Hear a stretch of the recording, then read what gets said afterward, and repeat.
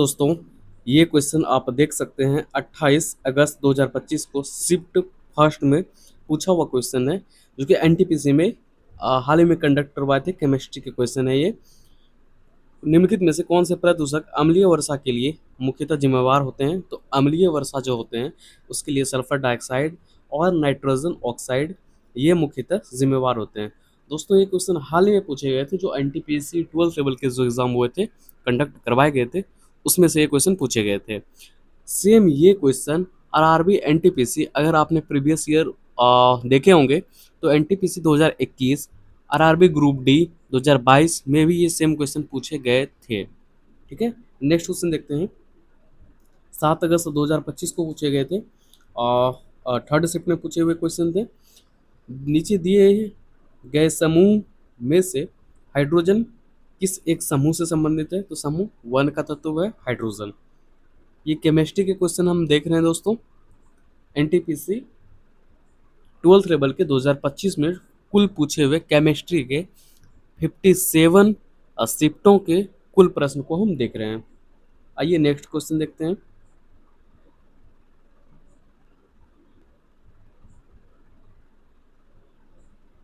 निम्नलिखित में से कौन सा विकल्प उद्योग में प्रयुक्त संश्लिष्ट बहुलक का एक उदाहरण है? तो नाइलॉन 6 संश्लिष्ट बहुलक का क्या है? एक उदाहरण है। नेक्स्ट देखेंगे दोस्तों, निम्नलिखित में से कौन सी रासायनिक अभिक्रिया संतुलित समीकरण का निरूपण नहीं करती है? तो सबसे पहले डिफरेंट ऑप्शन पे हम नज़र दे लेंगे। यहाँ जब ऑप्शन सी में हम देखेंगे तो Fe2 है, यानी कि 2 लोहा है यहाँ पे। Fe का मतलब लोहा हो गया। और जब हम एरो के इस साइड देखेंगे तो यहाँ भी Fe2 है, यानी Fe तो संतुलन है। और फिर हम H2O देखेंगे, जल के यहाँ पे 3 है, यहाँ भी 3 है। ठीक है, संतुलन का निरूपण नहीं करती है, यानी कि ये संतुलन है, ये भी समीकरण संतुलन है, ये भी समीकरण संतुलित है, लेकिन ये समीकरण संतुलित नहीं है। दोस्तों, हो सकता है आपको ये समझने में थोड़ी सी कठिनाई हुई होगी, लेकिन हमारी भी ये मजबूरी है, हमें वन लाइनर फॉर्म में ये जल्दी से जल्दी कंप्लीट करना है। अगर आप चाहते हैं एक एक क्वेश्चन को डिटेल में सॉल्व किया जाए, तो वो भी हमारे इसी चैनल पे प्ले लिस्ट में पड़े हुए हैं दोस्तों। हर शिफ्ट वाइज, जैसे आज जो भी डेट हैं, जैसे 20 अगस्त 2025 को हैं, तो 20 अगस्त 2025 को थर्ड शिफ्ट में जितने भी क्वेश्चन हुए हैं, एक एक क्वेश्चन का डिटेल एनालिसिस करवाए गए हैं दोस्तों इसी चैनल पे। वहाँ पे जा के आप देख सकते हैं कि अगर कोई समीकरण संतुलित नहीं हो रहा है, इसमें क्या कारण रहा होगा, क्यों नहीं ये संतुलित है, अगर ये समीकरण संतुलित है तो क्यों है। ये पूरा डिटेल में वीडियो हमारे चैनल के प्ले लिस्ट में पड़ा हुआ है दोस्तों, वहाँ पे देख सकते हैं। चूँकि ये ऑन वन लाइनर फॉर्म में वीडियो रहेगा, तो इसीलिए थोड़ी सी हो सकती है आपको परेशानी होगी। नेक्स्ट देखते हैं, लेकिन टोटल इसका डिटेल एनालिसिस हमारे ही प्ले लिस्ट में आपको मिल जाएंगे, थोड़ा सा आपको ध्यान देना होगा। नेक्स्ट देखेंगे, किस रासायनिक प्रक्रिया के परिणाम स्वरूप तांबे पर चकत्तों का निर्माण होता है, लोहे में जंग लगती है और चांदी का कृष्णकरण होता है? तो संक्षारण प्रक्रिया के परिणाम स्वरूप क्या होते हैं? तो तांबे पर चकत्तों का निर्माण होता है। नेक्स्ट देखेंगे, अम्लीय वर्षा मुख्यतः वायुमंडल में किन दो गैसों की उपस्थिति के कारण होती है? ये क्वेश्चन देख रहे हैं दोस्तों, जस्ट अभी अभी ये क्वेश्चन रिपीट हुए हैं। अम्लीय वर्षा के दो गैस जो होते हैं अम्लीय वर्षा वायुमंडल में, तो किन दो गैसों की उपस्थिति के कारण होते हैं? जस्ट कुछ हुए क्वेश्चन थे ये, तो सल्फर डाइऑक्साइड और नाइट्रोजन ऑक्साइड के कारण। नेक्स्ट क्वेश्चन देखेंगे, आधुनिक आवर्त नियम के विकास का श्रेय दिमित्री मेंडलीव को जाता है। आधुनिक आवर्त नियम के विकास का श्रेय। नेक्स्ट देखेंगे, समूह 17 का कौन सा तत्व पृष्ठों, पेयजल, वाहितमल, औद्योगिक अपशिष्ट और स्विमिंग पूल और स्पा से बैक्टीरिया और वायरस का निराकरण करने के लिए उपयोग किया जाता है? तो क्लोरीन का उपयोग किया जाता है जल को स्वच्छ करने के लिए। नेक्स्ट देखेंगे निराकरण करने के लिए बैक्टीरिया और वायरस का। नेक्स्ट देखेंगे निम्नलिखित में से कौन सा विकल्प एक यौगिक है? तो जल क्या है? यौगिक है। नेक्स्ट देखेंगे बेकिंग सोडा को रासायनिक रूप से क्या कहा जाता है? तो सोडियम बाइकार्बोनेट। बेकिंग सोडा यानी कि खाने वाले सोडियम को सोडियम बाइकार्बोनेट के नाम से जाने जाते हैं। नेक्स्ट देखेंगे 1869 में आवर्त सारणी के पहले व्यापक रूप से मान्यता प्राप्त संस्करण को प्रकाशित करने का श्रेय किसे जाता है? तो दिमित्री मेंडेलीव को जाता है। नेक्स्ट आधुनिक आवर्त नियम के अनुसार तत्वों की विशेषताएं उनकी परमाणु संख्या के क्या होते हैं? आवर्ती फलन होते हैं। नेक्स्ट देखेंगे बेवरेज उद्योग में शीतल पेय और सोडा जल की बोतलों को उच्च दाब पर हाई प्रेशर पर क्यों सील किया जाता है? कार्बन डाइऑक्साइड की विलेयता बढ़ाने के लिए। नेक्स्ट देखेंगे तीन समान गुण वाले तत्वों के समूह को डावे राइनर ने क्या नाम दिया है? तो त्रिक नाम दिया डावे राइनर ने। नेक्स्ट देखेंगे निम्नलिखित में से कौन सा रसोई रसायन अचार को परिरक्षित करने के लिए प्रायः उपयोग किया जाता है? तो सिरका का उपयोग किया जाता है अचार यानी कि घर में हमारे घर में जो अचार यूज होते हैं उनको ज़्यादा दिन के लिए मतलब परिरक्षित करने के लिए उपयोग किया जाता है। नेक्स्ट देखेंगे किसी रासायनिक अभिक्रिया में अभिक्रिया शुरू होने से पूर्व जो पदार्थ उपस्थित होते हैं उन्हें क्या कहा जाता है? तो अभिकारक कहा जाता है। नेक्स्ट देखेंगे निम्नलिखित में से क्या एक जल प्रदूषक है? तो लेड यानी सीसा क्या है? एक जल प्रदूषक है। नेक्स्ट देखेंगे निम्नलिखित में से कौन सी विशेषता अम्ल की विशेषता नहीं है? तो अम्ल की विशेषता है कौन कौन सी? अम्ल क्या होते हैं? स्वाद में खट्टा होते हैं। अम्ल नीले लिटमस को लाल कर देते हैं। अम्ल क्या करते हैं? वे क्षार के साथ अभिक्रिया करके लवण और जल बनाते हैं। वे जल में OH माइनस आयन उत्सर्जित करते हैं। ये कथन क्या है? गलत है। अम्ल जल में हाइड्रोजन आयन उत्सर्जित करते हैं। नेक्स्ट देखेंगे कैल्शियम सल्फेट हेमीहाइड्रेट का औद्योगिक नाम क्या है? Plaster of Paris. नेक्स्ट देखेंगे पेट्रोलियम के परिशोधन में कच्चे तेल को उच्च क्वथनांक वाले अंशों जैसे स्नेहन तेलों से पृथक करने के लिए कौन सी विधि अपनाई जाती है? तो प्रभाजी आसवन विधि अपनाई जाती है। नेक्स्ट देखेंगे निम्नलिखित में से कौन सा खनिज अपने रोधी गुण धर्मों के लिए जाना जाता है और इसका उपयोग विद्युत उद्योग में किया जाता है? तो अभ्रक का उपयोग विद्युत उद्योग में किया जाता है। दोस्तों हम कर रहे हैं RRB NTPC 12th लेवल 2025 में पूछे गए केमिस्ट्री से रिलेटेड जितने भी क्वेश्चन थे कुल 57 शिफ्ट में एग्जाम कंडक्ट करवाए गए थे और उन 57 शिफ्ट में जितने भी केमिस्ट्री के क्वेश्चन पूछे गए थे उन सभी क्वेश्चन का एनालिसिस कर रहे हैं वन लाइनर फॉर्म में। नेक्स्ट क्वेश्चन देखेंगे किसी तत्व का परमाणु क्रमांक 21 होता है तो वो कौन सा तत्व है? तो स्कैंडियम तत्व है जिनका परमाणु क्रमांक 21 होता है 21। नेक्स्ट देखेंगे निम्नलिखित में से किस तत्व की परमाणु त्रिज्या सबसे बड़ी होती है? तो आरबी परमाणु त्रिज्या सबसे बड़ी होती है और जिसकी त्रिज्या सबसे ज़्यादा बड़ी होगी वो अस्थिर फॉर्म में होगी, स्थिर नहीं होगी और उनके बीच बॉन्डिंग जो होगी दोस्तों वो क्या होगी? कमज़ोर होगी। नेक्स्ट देखेंगे यहाँ ध्यान देंगे पोटेशियम सोडियम लिथियम की तुलना में इनकी परमाणु त्रिज्या क्या होगी? बड़ी होगी। नेक्स्ट देखेंगे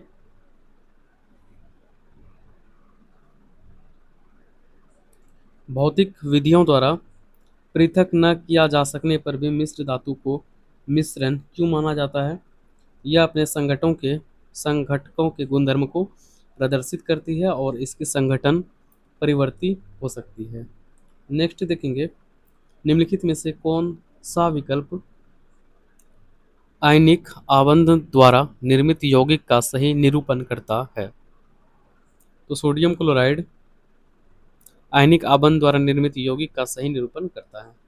नेक्स्ट देखेंगे, रासायनिक अभिक्रिया की दर को मंद करने वाले पदार्थ को किस नाम से जाना जाता है? तो संदमक के नाम से जाना जाता है। नेक्स्ट देखेंगे, लोहे में जंग का लगना किस प्रकार की अभिक्रिया है? तो रेडॉक्स अभिक्रिया है लोहे में जंग लगना। नेक्स्ट देखेंगे, आवर्त सारणी के किस ब्लॉक में सामान्यतः संक्रमण तत्व पाए जाते हैं? तो डी ब्लॉक के तत्व को संक्रमण तत्व कहते हैं। नेक्स्ट क्वेश्चन, निम्नलिखित में से कौन सा तत्व आवर्त सारणी के एस ब्लॉक से संबंधित है? तो कैल्शियम क्या है? एस ब्लॉक से संबंधित है। नेक्स्ट देखेंगे, निम्नलिखित में से कौन सा HCl का संयुग्मी क्षारक है?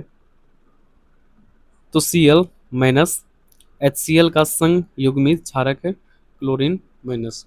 नेक्स्ट देखेंगे, डाल्टन के परमाणु सिद्धांत की कौन सी परिकल्पना द्रव्यमान संरक्षण के नियम को दर्शाती है? तो रासायनिक अभिक्रिया में परमाणुओं की क्या होती है? न तो निर्माण किया जा सकता है, न ही उन्हें नष्ट किया जा सकता है। ये क्या थे? डाल्टन के परमाणु सिद्धांत के द्रव्यमान संरक्षण के नियम थे। नेक्स्ट देखेंगे दोस्तों, निम्नलिखित में से कौन सा रासायनिक अपक्षयन का भाग नहीं है? तो तुषार क्रिया जो है रासायनिक अपक्षयन का भाग नहीं है। नेक्स्ट देखेंगे, रासायनिक विज्ञान का कौन सा मूलभूत नियम इस तथ्य से स्पष्ट होता है कि हाइड्रोजन और ऑक्सीजन सदैव एक निश्चित 1:8 द्रव्यमान अनुपात में संयोजित होकर जल बनाते हैं? तो स्थिर अनुपात के नियम से स्पष्ट होता है। नेक्स्ट देखेंगे, 1923 में पहली बार किन दो शोधकर्ताओं ने स्वतंत्र रूप से सुझाव दिया था कि अम्ल क्षार अभिक्रियाओं को प्रोटॉन स्थानांतरण अभिक्रियाओं के रूप में माना जा सकता है? तो J.N. ब्रोस्टेड और थॉमस M. लॉरी ने यह सुझाव दिया था। नेक्स्ट देखेंगे, धातु कर्म में प्रयुक्त कौन सी विधि विशेषतः कार्बोनेट अयस्क को गर्म करके धातु ऑक्साइड के निर्माण का वर्णन करती है? तो निस्तापन विधि। नेक्स्ट देखेंगे,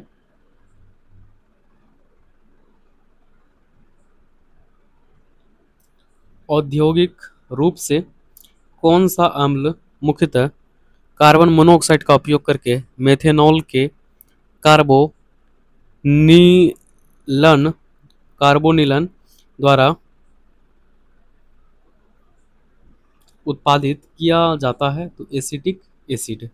नेक्स्ट देखेंगे दोस्तों, किस नियम के अनुसार किसी यौगिक में द्रव्यमान के अनुसार सामान्य तत्व हमेशा समान अनुपात में होते हैं? तो निश्चित अनुपात के नियम। नेक्स्ट देखेंगे, निश्चित अनुपात के नियम क्या हो गया? द्रव्यमान के अनुसार समान तत्व हमेशा समान अनुपात में होते हैं, यानी कि निश्चित अनुपात के नियम के अनुसार। नेक्स्ट देखेंगे, कौन सा तत्व पी ब्लॉक में पाया जाता है? तो ऑप्शन के अनुसार से देखेंगे तो नाइट्रोजन पी ब्लॉक में पाया जाता है।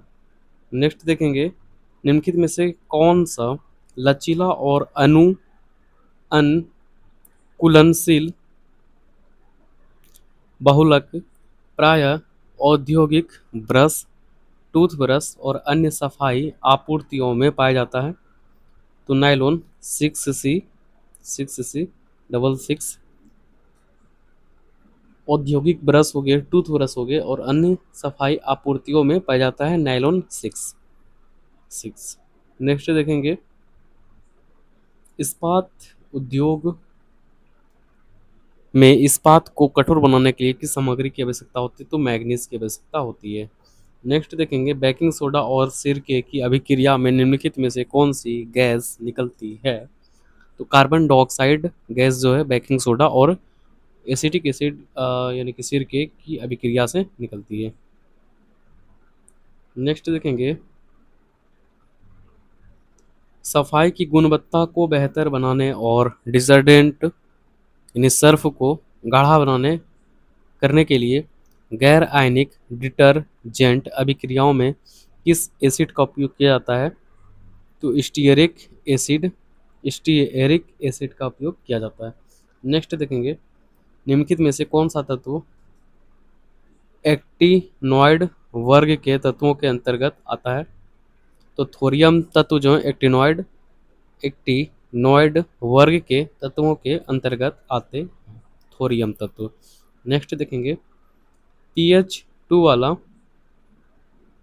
विलियन pH 4 वाले विलियन से कितने गुना अधिक अम्लीय है? तो 100 गुना अधिक अम्लीय होते हैं। नेक्स्ट देखेंगे, डाल्टन के परमाणु सिद्धांत का कौन सी परिकल्पना निश्चित अनुपात के नियम की व्याख्या करती है? तो परमाणु सरल पूर्ण संख्या अनुपात में संयोजित होकर क्या बनाते हैं? यौगिक बनाते हैं। नेक्स्ट देखेंगे दोस्तों, आवर्त सारणी में निम्नलिखित में से कौन सा गुणधर्म सामान्यतः एक आवर्त में बाएं से दाएं बढ़ता है? तो आयनीकरण एंथैल्पी जो है वो बढ़ते हैं बाएं से दाएं जाने पर। नेक्स्ट देखेंगे, यद्यपि कोलाइड समरूप प्रतीत होता है, वास्तव में यह कैसे होते हैं? तो विषम जातीय मिश्रण होते हैं। नेक्स्ट देखेंगे, कौन सा युग्म संयुग्मी अम्ल क्षार युग्म के रूप में कार्य करता है? तो NH4 प्लस आयन और NH3 अम्ल क्षार युग्म के रूप में कार्य करते हैं। दोस्तों, ऐसे ऐसे क्वेश्चन की डिटेल एनालिसिस की जरूरत हमें पड़ती है जो कि यहाँ संभव नहीं है।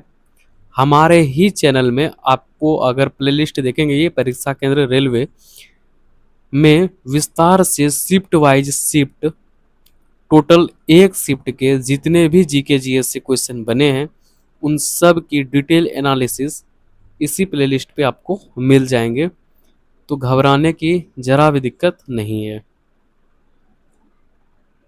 नेक्स्ट क्वेश्चन देखेंगे,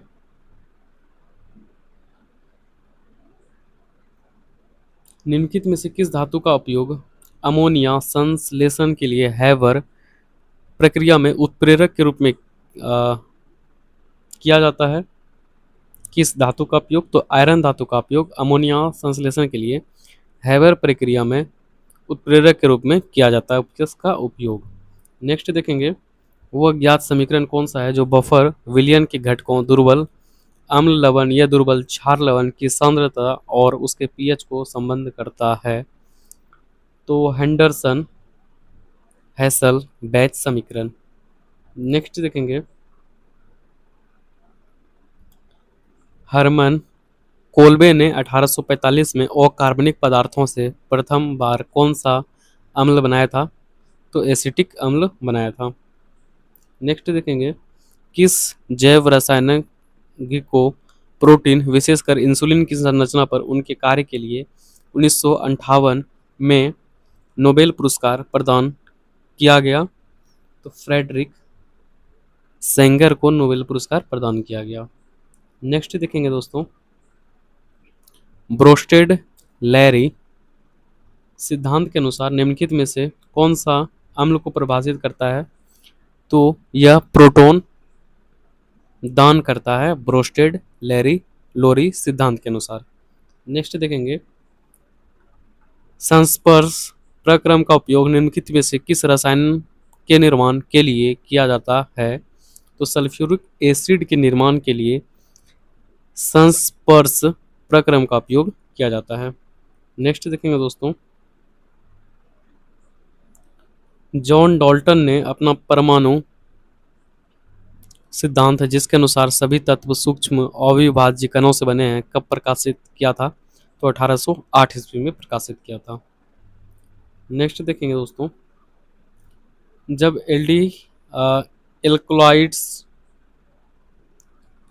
जब एल्का ऑक्साइड आयन SN2 तंत्र के माध्यम से प्राथमिक एल्काइल हैलाइड पर आक्रमण करता है तब कौन सी अभिक्रिया होती है? तो विलियमसन संश्लेषण अभिक्रिया होती है। नेक्स्ट देखेंगे, एमाइलोपेक्टिन एक शाखित श्रृंखला पॉलीसेकेराइड है जो मुख्य रूप से अल्फा 1 4 ग्लाइकोसिडिक आबंधों द्वारा संलग्न ग्लूकोज इकाइयों से बना होता है। नेक्स्ट देखेंगे दोस्तों, निम्नलिखित में से कौन सा तत्व लेंथेनाइड वर्ग के तत्वों के रूप में वर्गीकृत है? तो सीरियम तत्व लेंथेनाइड वर्ग के तत्व के रूप में वर्गीकृत हैं। नेक्स्ट देखेंगे, निम्नलिखित में से कौन सा अम्ल और इसके लवण फफूंद हो गए, खमीर हो गए और कवक की वृद्धि को रोकने के लिए व्यापक रूप से खाद्य परिरक्षक के रूप में प्रयुक्त किए जाते हैं? तो सॉर्बिक अम्ल इस्तेमाल किए जाते हैं। नेक्स्ट देखेंगे दोस्तों, निम्नलिखित में से कौन सा द्रव्य प्रत्यास्थलक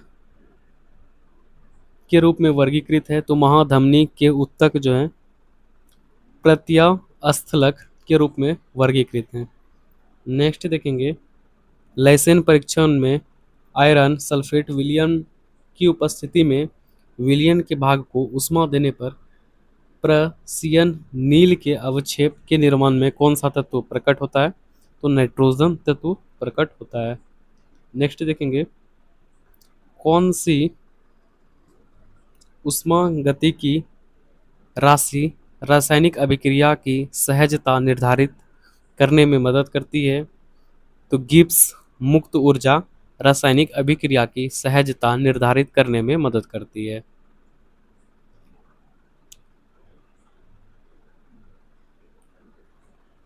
नेक्स्ट क्वेश्चन देखेंगे दोस्तों, 1864 में द्रव्यानुपातिक क्रिया नियम को विकसित करने का श्रेय किन दो रसायनज्ञ को दिया जाता है जो यह बताता है कि अभिकारकों की सांद्रता यह निर्धारित करती है कि रासायनिक परिवर्तन कितना शीघ्र होता है? तो कैटो एम गुल्डबर्ग और पीटर वागो को श्रेय दिया जाता है। नेक्स्ट क्वेश्चन, वाणिज्य विरंजक विलयन में सामान्यतः सोडियम हाइपोक्लोराइट का द्रव्यमान परसेंट कितना होता है? तो 3.62% होता है। नेक्स्ट देखेंगे, निम्नलिखित में से कौन सी रासायनिक अभिक्रिया ऑर्थो हाइड्रोक्सी बेंजोइक अम्ल निर्मित करती है जो प्राथमिक अभिक्रिया उत्पाद है जिसका दवाओं के लिए कच्चे माल के रूप में उपयोग किया जाता है? तो कोल्बे अभिक्रिया।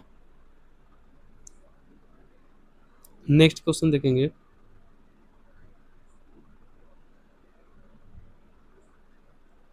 निम्नलिखित में से कौन सी सामान्य आणविक संरचना कार्बनिक यौगिक के वर्गों को अभिलक्षित करती है जिन्हें डायएजोनियम यौगिक या डायएजोनियम लवण के रूप में जाना जाता है? तो आर बॉन्ड N2 धन आयन X माइनस। दोस्तों, ये केमिस्ट्री में पूछे हुए लास्ट क्वेश्चन थे, अंतिम क्वेश्चन थे। अगर आपको ये सीरीज अच्छी लग रही हो तो ये लिंक को कॉपी करके व्हाट्सएप के माध्यम से या अदर सोशल मीडिया माध्यम से जरूर शेयर करें, जरूर एक दूसरे को भेजें और चैनल को सब्सक्राइब जरूर करें। धन्यवाद दोस्तों।